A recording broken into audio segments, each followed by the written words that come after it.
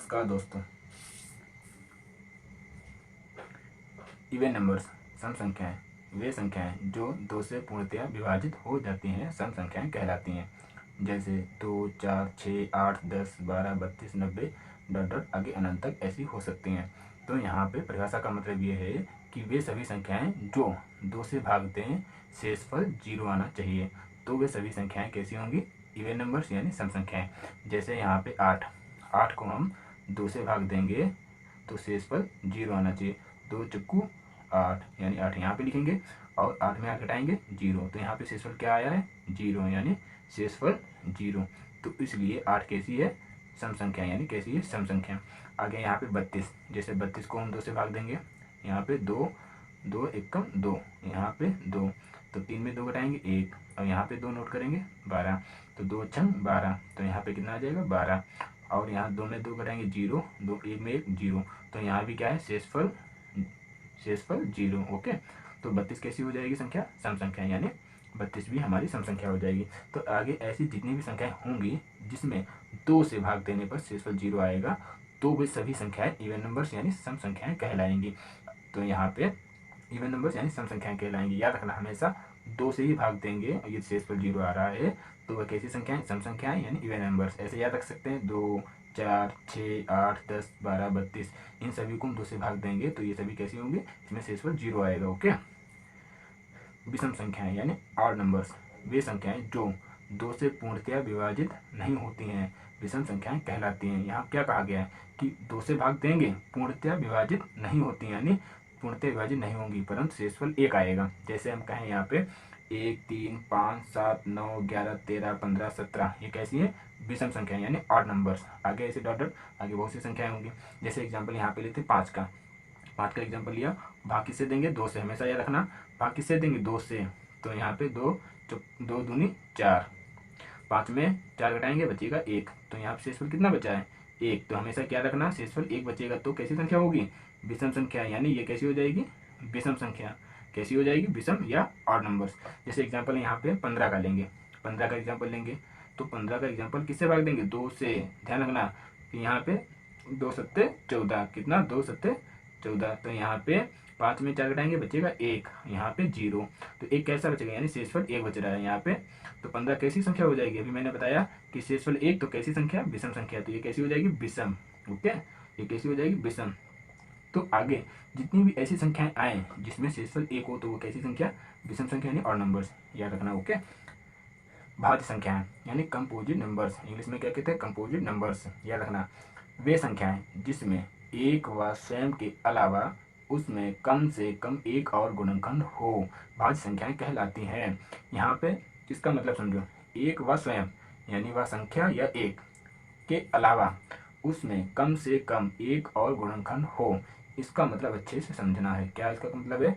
आगे बताएंगे। भाज्य संख्याएं कहलाती हैं 4, 6, 8, 16, 25, 21, 35 ये कैसी है? भाज्य संख्याएं। तो पहले तो आपको पहले ये गुणनखंड का मतलब समझाते हैं, यानी गुणनखंड का मतलब क्या है। यहाँ पे एग्जाम्पल देख के समझेंगे। जैसे यहाँ पे 8, मैंने संख्या 8 ली है, तो 8 के गुणनखंड कौन कौन से हो सकते हैं? ध्यान रखना 8 के वही गुणनखंड हो सकते हैं जो 8 को पूर्णतया विभाजित करेंगे। मैंने क्या कहा? यानी गुणन का मतलब वह होता है कि 8 के गुणनखंड वही होंगे जो 8 को पूर्णतया विभाजित करेंगे। और पूर्णतया विभाजित का मतलब होता है कि शेषफल 0 होना। जैसे यहाँ पे 8 को 1 विभाजित कर सकता है पूरा पूरा यानी पूर्णतया, 8 विभाजित कर सकता है, और यहाँ पे 2 विभाजित कर सकता है, 4 भी विभाजित कर सकता है, यानी पूरा ये चारों संख्याएं 8 को पूर्णतया विभाजित करेंगी। तो इसलिए ये चारों क्या हो जाएंगे? गुणनखंड। क्या हो जाएंगे? गुणनखंड। अब हम इसका मतलब समझेंगे। उसमें कम से कम एक और गुणनखंड हो, एक व स्वयं के अलावा भाज्य संख्याएं कहलाती हैं। जैसे एक और व स्वयं, स्वयं यानी 8, इनके अलावा एक और गुणनखंड हो कम से कम, यानी 2 हो सकते हैं, 3 हो सकते हैं, 1 से कम नहीं होना चाहिए, परंतु यहाँ पे 2 है तो इसलिए ये कैसी संख्या हो जाएगी? भाज्य। ओके, तो कैसी हो जाएगी? ये भाज्य हो जाएगी, यानी इसे हम भाज्य कह सकते हैं। यहाँ पे भाज्य। ऐसे दूसरा एग्जाम्पल लेंगे, यहाँ पे 21 कर लेते हैं। 21, अब 21 के गुणनखंड चेक करो, 1 और 21, गुणनखंड का मतलब बताया, यानी वह संख्या किन किन संख्याओं से पूर्णतः विभाजित हो सकती है। 1 से पूर्णतः विभाजित हो जाएगी, 21 से पूर्णतः विभाजित हो जाएगी, 3 से पूर्णतः विभाजित हो जाएगी, 7 से पूर्णतः विभाजित हो जाएगी। तो इन चारों के अलावा यह संख्या किसी संख्या से विभाजित नहीं हो सकती, सिर्फ इन चारों से ही पूर्णतः विभाजित हो सकती है। तो ये चार इसके क्या हो जाएंगे, गुणनखंड। क्या हो जाएंगे, गुणनखंड। यानी यह जो संख्या है 21 किन किन संख्याओं से पूर्णतः विभाजित हो सकती है, तो वो सभी उसके क्या होंगे, गुणनखंड होंगे। तो यहाँ पे 8 और 21 कैसी संख्या है, भाज्य। यहाँ पे हम लिखे दे रहे भाज्य। ओके, तो यहाँ पे मैंने एग्जांपल दिया है 8, 21। ऐसे बहुत सी संख्याएं होंगी जो एक बार स्वयं के अलावा उसमें कम से कम एक और गुणनखंड हो, तो वे सभी संख्याएं भाज्य होंगी। ओके, यानी कंपोजिट नंबर्स। अभाज्य संख्याएं यानी प्राइम नंबर्स। ध्यान रखना, प्राइम नंबर्स को क्या कहते हैं, अभाज्य संख्याएं। यानी वे संख्याएं जिसमें एक व स्वयं के अलावा कोई दूसरा गुणनखंड ना हो, तो वे अभाज्य संख्याएं कहलाती हैं। जैसे 2, 3, 5, 7, 11, 13, 17, 23, 29, आगे बहुत सी। तो ये सभी कैसी संख्याएं हैं, अभाज्य यानी प्राइम नंबर्स। तो अब परिभाषा का मतलब समझो। एक व स्वयं का मतलब तो हमने बताया, यानी एक व स्वयं के अलावा कोई, इसका इस यहाँ पे इसका मतलब समझो, कोई दूसरा गुणनखंड ना हो। इसका मतलब ये है कि जो ये गुणनखंड दिए गए हैं ये नहीं होने चाहिए, वे सभी संख्याएं अभाज्य संख्याएं होंगी। जैसे वे अभाज्य संख्याएं कहलाती हैं। जैसे एग्जांपल लेके यहाँ पे बताएंगे आपको। जैसे एग्जांपल हम 7 का लेते हैं। 7, तो 7 के गुणनखंड कौन कौन से हैं, 1 और 7। तो 7 का कोई दूसरा गुणनखंड है, नहीं है, इसीलिए यहाँ पे कोई दूसरा गुणनखंड है ही नहीं। तो इसलिए एक व स्वयं के अलावा कोई दूसरा गुणनखंड ना हो, इसका मतलब ये गुणनखंड ना हो, तो वे अभाज्य संख्याएं कहलाती हैं। तो ये इसके गुणनखंड है, गुणनखंड। तो ये कैसी हो जाएगी, अभाज्य। ओके, अब एग्जाम्पल नंबर 17 लेते हैं। 17 के गुणनखंड कौन कौन से हो सकते हैं, 1 हो सकता है, 17 हो सकता है, 17 के अलावा कोई नहीं हो सकता है। तो इसलिए यहाँ पे कोई गुणनखंड है ही नहीं इन दोनों के अलावा, तो ये क्या हो जाएंगे, गुणनखंड। ओके, तो ये गुणनखंड हो जाएंगे। तो 1, 7 और 17 कैसी संख्या हो जाएगी, अभाज्य। अब एक और इम्पोर्टेंट एग्जाम्पल, जैसे 2। हम 2 कैसे पहचानेंगे, अभाज्य है कि भाज्य, परंतु ये 2 भाज्य नहीं है, ये भी बताएंगे 2 भाज्य क्यों नहीं है, ये भाज्य अभाज्य ही क्यों है। यहाँ पे एग्जाम्पल समझेंगे। 2 के गुणनखंड करके देखते हैं। 2 के गुणनखंड कौन कौन से हो सकते हैं, 1 और 2। 2 के इन दोनों के अलावा कोई गुणनखंड हो ही नहीं सकता, इसीलिए ये कैसी है, अभाज्य है। इसीलिए ये कैसी संख्या है, अभाज्य। यानी ध्यान रखना, ये कैसी संख्या है, अभाज्य। ये 2 के और कोई गुणनखंड होता तो ये भाज्य में आ जाता। सिर्फ भाज्य और अभाज्य में इतने अंतर होता है कि भाज्य में इन 2 के अलावा गुणनखंड आगे होते हैं, परंतु अभाज्य में संख्या के अलावा कोई दूसरा गुणनखंड हो ही नहीं सकता। यानी कहने का मतलब ये होता है, इस परिभाषा का मतलब ये है कि वह संख्या जो किसी संख्या से विभाजित ना हो, सिर्फ स्वयं से ही विभाजित हो।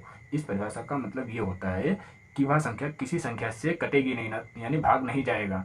जैसे यहाँ पे जितनी भी संख्याएं सिर्फ ये स्वयं से ही भाग जाएंगी, किसी अन्य संख्या से भाग नहीं जाएंगी। ओके, ये कैसी हो जाएंगी, अभाज्य संख्याएं हो जाएंगी। अब यहाँ पे समझते हैं सह अभाज्य संख्या यानी को प्राइम नंबर्स। 2 या 2 से अधिक, इसका मतलब बताएंगे भी। 2 या 2 से अधिक वे प्राकृतिक संख्याएं जिनमें एक व स्वयं के अलावा या अतिरिक्त कोई दूसरा उभयनिष्ठ गुणनखंड ना हो, सह अभाज्य संख्याएं कहलाती हैं। अब सभी का मतलब समझते हैं। 2 या 2 से का मतलब ये है कि सहअभाज्य तभी होगा कि 2 हो या उससे अधिक हो।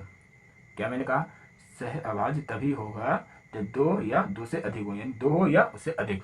जैसे 2 है, इन 2 से कम नहीं होनी चाहिए संख्या, 2, 3, आगे 4 भी हो सकती हैं संख्याएं। वे प्राकृतिक संख्याएं जिनमें एक व स्वयं के अलावा या अतिरिक्त, इसका मतलब समझो, कोई दूसरा उभयनिष्ठ गुणनखंड ना हो, सह अभाज्य संख्याएं कहलाती हैं। जैसे एग्जाम्पल यहाँ पे 2 के गुण, इसको इसका एग्जाम्पल समझते हैं। ये कैसी है, ये भी सहअभाज्य, ये भी सहअभाज्य, ये भी सहअभाज्य।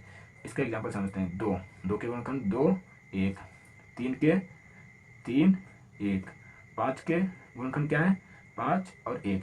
तो यानी 2 का गुणनखंड 2, 1, 3 के गुणनखंड 3, 1, 5 के गुणनखंड 5, 1।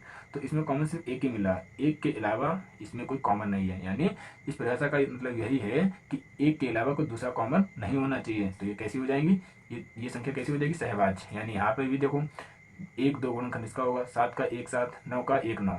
यानी यहाँ पे 2 के गुणनखंड 2, 1, 7 के यहाँ पे 7 1 9 के 3 3 यानी 3 3 1 यानी 9, 3 और 9। तो इसमें कॉमन सिर्फ क्या मिला, 1।